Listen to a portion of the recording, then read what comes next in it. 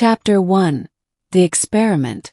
The scientists laughed as the needles pierced her flesh. Dr. Valix adjusted the holographic display, his four-fingered hands flicking through data streams. "Fascinating," he murmured, his slit-pupilled eyes narrowing. "The subject's pain receptors are firing at unprecedented levels.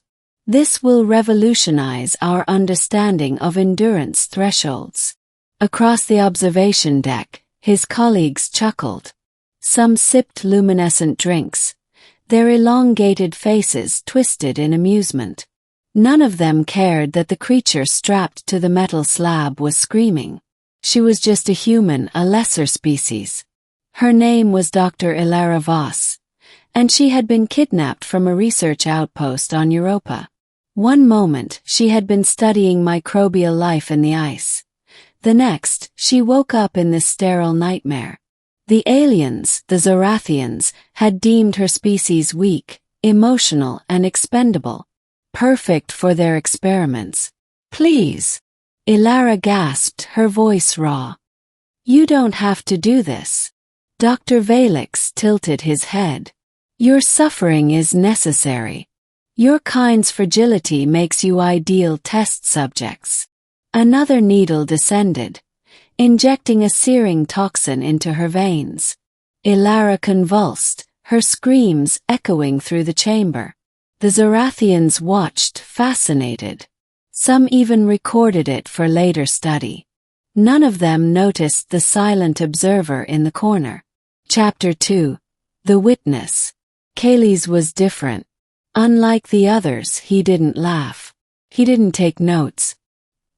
He simply stood there, his silver-gray skin flushed with discomfort. As a junior researcher, he had been assigned to monitor the human's vitals.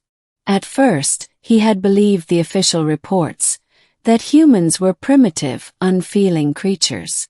But the longer he watched Ilara, the more doubt crept in. Her eyes. They weren't the dull, lifeless orbs of an animal. They burned with intelligence, defiance, pain. That night, when the lab emptied, Kaylee's lingered. He approached the containment pod where Ilara lay trembling, her body covered in welts from the day's tests. "You understand me, don't you?" he whispered in broken English. Ilara's bloodshot eyes locked onto his. "Yes." A shudder ran through Kaylee's. No test subject had ever spoken back before. "Why do they do this?" he asked, more to himself than to her. Ilara let out a weak, bitter laugh. "Because you think we're nothing." Kaylee's hesitated. Then, before he could stop himself, he reached out and pressed a hand against the glass. Ilara stared at it. Then, slowly, she lifted her own battered hand and mirrored the gesture. Something inside Kaylee's shifted. Chapter 3. The Escape. 3 days later, Kaylee smuggled a neural disruptor into the lab. While the others were distracted, he disabled the security drones and unlocked Ilara's restraints. She collapsed into his arms, her body frail but her spirit unbroken. "We have to move," Kaylee urged. "They'll notice soon." Ilara nodded weakly. "Where?" "The hangar bay. There's a scout ship." They moved through the labyrinthine corridors, Kaylee's using his clearance to bypass security. But as they reached the hangar, alarms blared. "Unauthorized life form detected." Dr. Valix's voice crackled over the comms. "Kaylee's, you traitor. You're throwing away your career for that."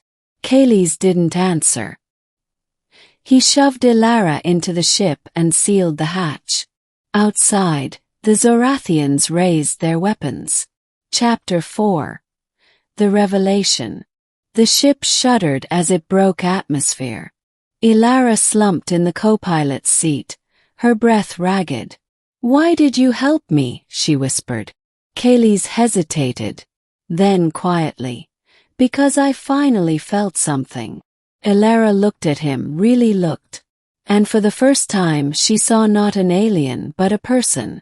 Back on the Zorathian vessel, Dr. Valix snarled at his subordinates. "Track them. That human is property." But it was too late. Kayles had transmitted every experiment file to the interstellar networks. The galaxy would see what they had done. Chapter 5. The Reckoning. Weeks later, the footage went viral. Zorathian scientists torturing a sentient being. Laughing. Enjoying it. Protests erupted across allied systems. The Galactic Council revoked Zorathia's research privileges. Dr. Valix was stripped of his title. And Kayles. He stood beside Ilara on a human space station, watching as she addressed the press. "We are not experiments," she said, her voice strong. "We are people." The crowd erupted in applause. And for the first time in his life, Kayles smiled. The broadcast flickered across 1,000 screens, 1,000 worlds. The footage was raw, unedited. Dr. Ilara Voss, bruised, broken but unbroken, strapped to that cold metal slab. The Zorathians laughing as she screamed. The needles. Toxins. The way her voice cracked when she begged for mercy. And then the final clip. Kayles, a Zorathian himself, standing between her and the firing squad, shielding her with his own body. The galaxy recoiled. On the human frontier outpost, Ilara stood at the center of the observation deck. Her wounds still healing but her voice steady. Reporters from a dozen species floated in zero-gravity pods, their holocams fixed on her. Behind her, Kayles stood silently. His silver-gray skin dulled with exhaustion, but his eyes were alive with something new. Purpose. "We are not specimens," Ilara said. Her words transmitted in real time across the interstellar feed. "We are not data points. We feel. We suffer. And we remember." A murmur rippled through the crowd. Then, a sharp voice cut through the silence. "You expect us to believe a human." A high-ranking Zorathian delegate, draped in the crimson robes of the Science Guild, floated forward. His sneer was familiar. Ilara recognized him from the lab. One of Valix's cronies. "You were property," the delegate spat. "Your pain was necessary." The room tensed. Kayles stepped forward before Ilara could respond. "Then by your logic," he said, voice low, "so is mine."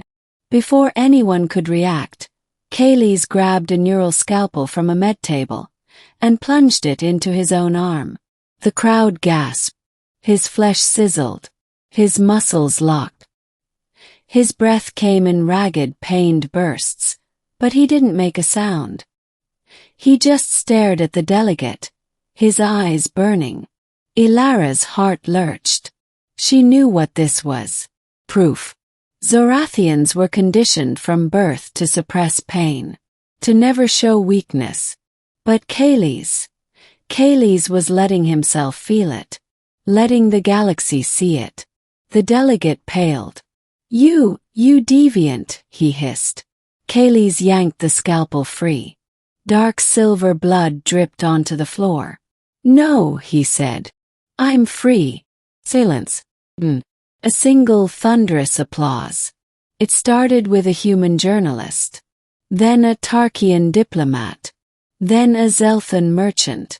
Within seconds, the entire chamber erupted in approval.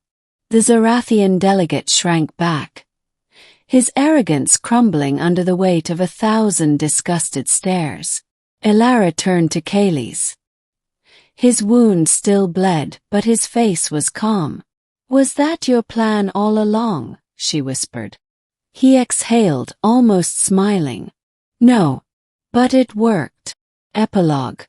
3 months later. The Galactic Council voted unanimously. Zorathian experimentation on sentient beings was outlawed. Dr. Valix and his team were sentenced to neural reconditioning, forced to experience the pain they'd inflicted. And Kayles. He stood beside Elara on the bridge of a newly commissioned ship, the Phoenix rising, its hull gleaming under the light of a distant star. "You sure about this?"